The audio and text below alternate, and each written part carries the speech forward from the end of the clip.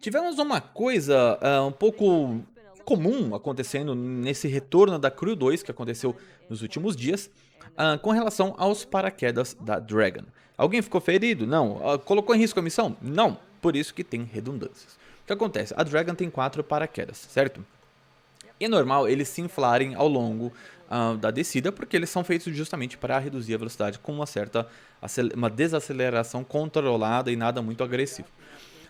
Aconteceu que um deles não inflou tão rápido. Até na transmissão comentei que ele não inflou, mas depois ele inflou mais tarde. Ele acabou tendo um lagzinho ali, até o nome que eles chamam.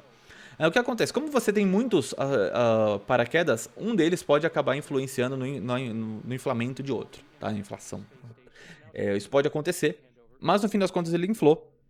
E deu certo. E de qualquer maneira, mesmo com os 3 paraquedas, a velocidade de descida estava normal. Por isso que tem 4 justamente para, se um der errado, os outros 3 seguram e bobeou, consegue pousar até com 2, meio agressivo, mas consegue pousar, tá certo? Qual é a consequência disso? A NASA vai, junto com a SpaceX, vai revisar o que aconteceu. E se eu não me engano, já aconteceu isso em algum teste da Dragon muito tempo atrás, com probleminha de abertura de paraquedas, mas não, se eu não me engano, não era o mesmo problema, tá certo? Então, a Kate Landers, que é uma das responsáveis, uma das diretoras do programa de tripulado, falou que eles vão avaliar o que aconteceu, vão investigar e vão propor melhorias se for o caso, tá certo? O problema é que a Rússia, mais conhecida como Roscosmos ali, né, ela se pronunciou a respeito através da mídia russa, dizendo que eles vão descobrir, querem entender mais sobre esse assunto, do que aconteceu antes de colocar os seus cosmonautas na Dragon. Sendo que há pouco tempo atrás o Rogozin, que é o diretor da Roscosmos, falou que a Dragon era segura o suficiente para levar os seus cosmonautas. Aí fica alguns questionamentos aqui, algumas coisas que a gente pode se perguntar, né? Vou levantar umas coisas.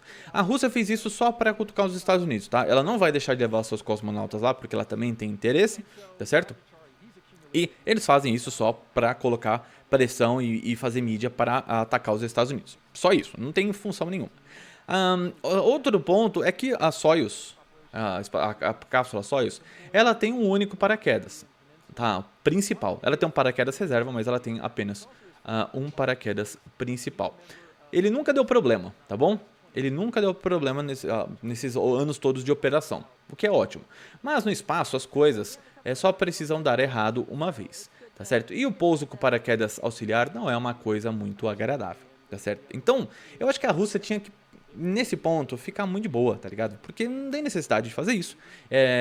Eles atacaram a SpaceX e a NASA só por atacar mesmo. E os Estados Unidos não faz esse tipo de coisa, tá certo? Não dessa forma, pelo menos. Então, eu acho que assim, a Soyuz é muito boa, eu sempre falei aqui da segurança da Soyuz, acho que é uma ótima opção, muito bem estabelecida, mas também tem os seus problemas, assim como toda espaçonave tem pontos bons e pontos ruins. Então, fica aí a dica para Roscosmos, olhem para o próprio quintal primeiro antes de cutucar o outro, porque o programa espacial de vocês tem um monte de problema de segurança e um monte de coisa que eles negligenciam mesmo, tá certo? Como já aconteceu com o Nauka, como já aconteceu do lado russo da estação espacial e como já aconteceu na Soyuz MS-10, por exemplo, que tivemos uma ejeção posterior à separação da torre de escape. Então, todo mundo tem teto de vidro, tá? Não é só os Estados Unidos, não é só a Rússia.